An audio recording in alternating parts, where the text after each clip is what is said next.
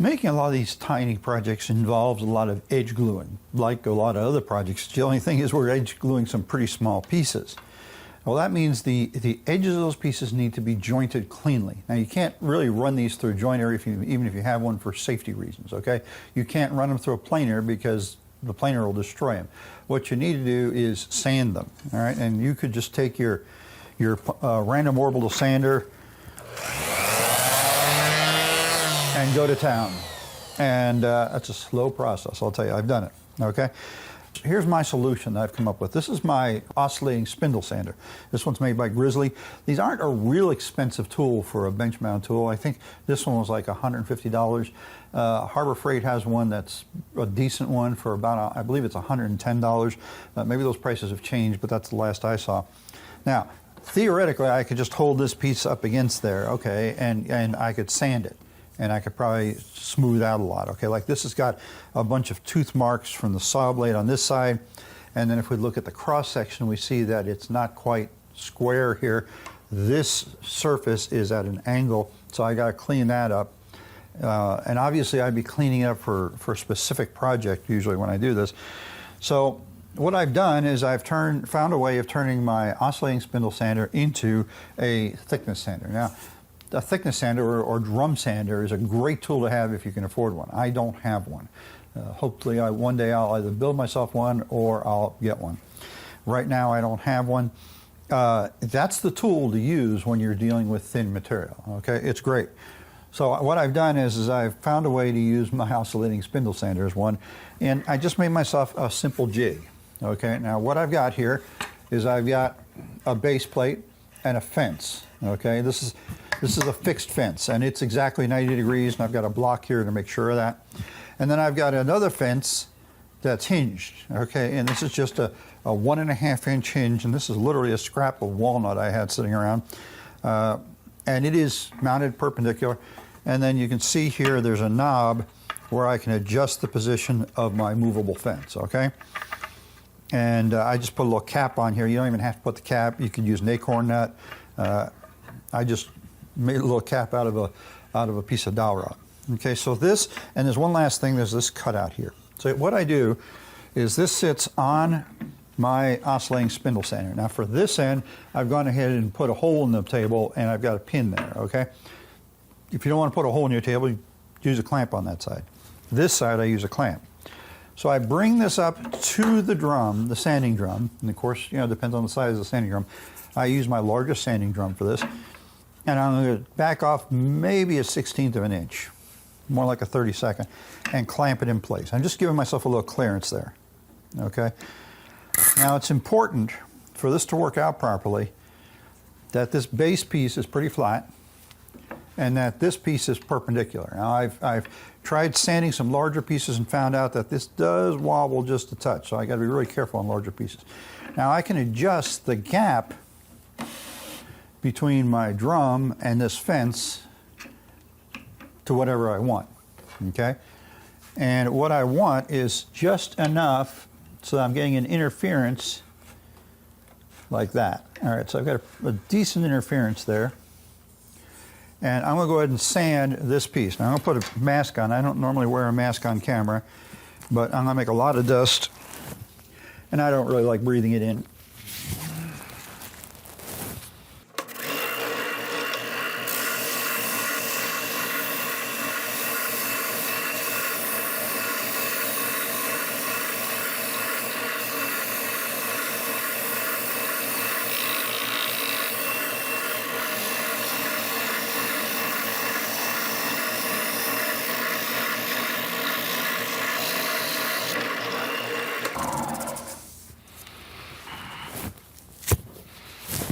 Okay, so there's my first pass, and what I've done is I've cleaned up the saw marks on this side of the piece of wood, okay? I can tell it's that side because this side's purple and that side's brown. It has to oxidize again. At the same time while I was doing that, I thicknessed it. I made sure it's a consistent thickness, okay? As I was going through, this middle part was actually a little bit thicker. I could tell because I got more resistance. And you notice I was pushing it through this way, and the sander is turning this way, so I'm pushing into the direction. If I was trying to go the other way, it would shoot it out, okay? So that's that direction. Now I'm in pretty good shape in that direction, but I still have this bit of a trapezoidal thing here, so I'm going to readjust it. And I'm going to run it through that way as well. Okay, now even with it all adjusted all the way out, I can't quite fit, but I can adjust the position of my jig, and now I can come back in. All right, let's try running that. I'm probably going to have to make 2 passes with this.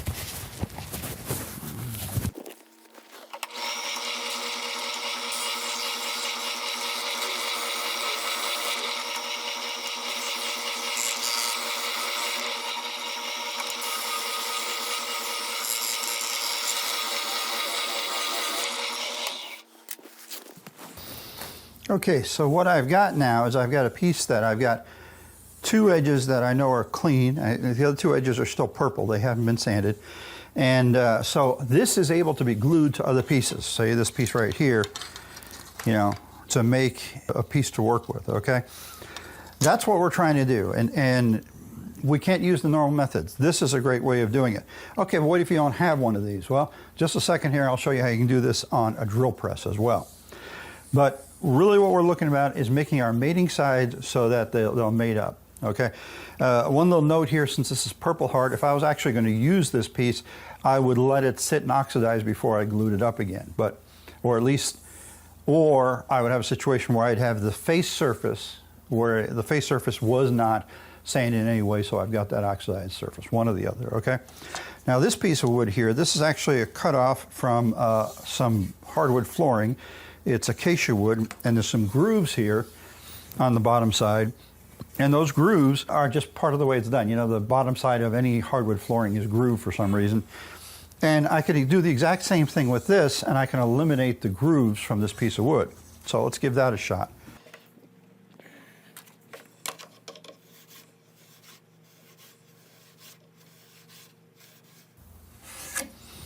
That should be tight enough.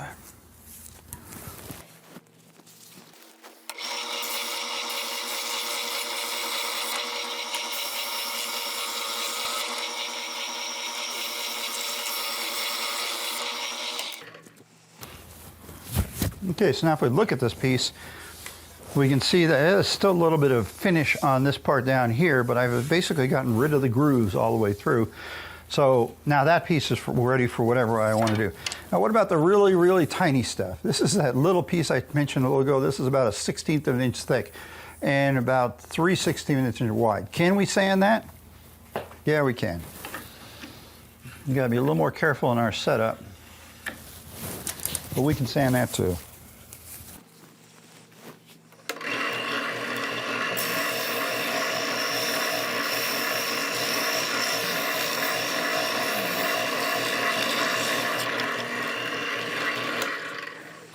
There's that.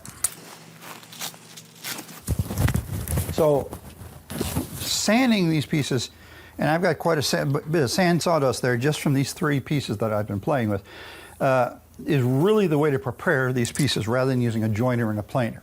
Now, I mentioned, what if you don't have one of these? Like I said, you can do it with a hand sander, but it is a time-consuming process. But you can also do it with a drill press. So let me show you what to do to use a drill press and save yourself a lot of money, assuming you have a drill press, to do the exact same thing. Okay, for those who don't have an oscillating spindle sander but might have a drill press, I said that I would show you how to do this with the drill press just as well. You need a set of drum sanders. And I bought this set at Harbor Freight a number of years ago. It's not very expensive. It comes with sandpaper, and the sandpaper is replaceable. It just wraps around and tucks inside here. And of course, like anything else, you know, it just goes in the chuck.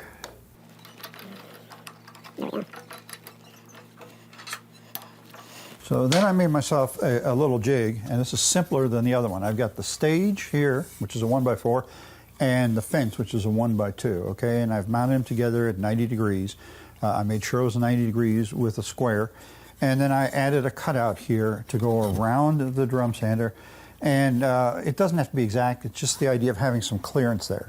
You see, we want to make sure that when we're sanding this, that we're sanding it up in the sandpaper area and not having this down here or overlapping in some way. So the idea is that we'll raise the table up to the point where the sanding drum is not quite touching, and we've got an overlap there. So now you can see this is going to be all in the sanding area, okay? And this will get mounted to the table just with a couple of F-clamps. There's no real adjustment on this. I adjust it just by positioning, okay? So I would put one clamp on and then adjust the position so it's just giving tension. Now, on the other sander, I told you that we had to watch out about the direction of spin. The direction of spin here is this way, okay? And because of that means I need to feed into that direction of spin, so I would have to feed from this direction. If I feed from the other direction, it's going to turn into a projectile. It's going to shoot it off and hit the wall of my workshop. I can't do this right now because I didn't put the paper in here tight enough. It's not going to work. If you can get self-adhesive sandpaper, that's even better. This is designed to work with just regular sandpaper, but as you can see, it's a little bit sloppy. It's really hard to get it tight on there. If you can get self-adhesive and wrap that around, it's really, really good. It works much better. And so this will do essentially the same thing as the other will. It won't do it as fast because you don't have as aggressive a motion, but it does the same job. So you don't have to spend the money for the other sander if you happen to have a drill press. And even the smallest drill presses made will do this. I actually first used these with a much smaller drill press than this one. One thing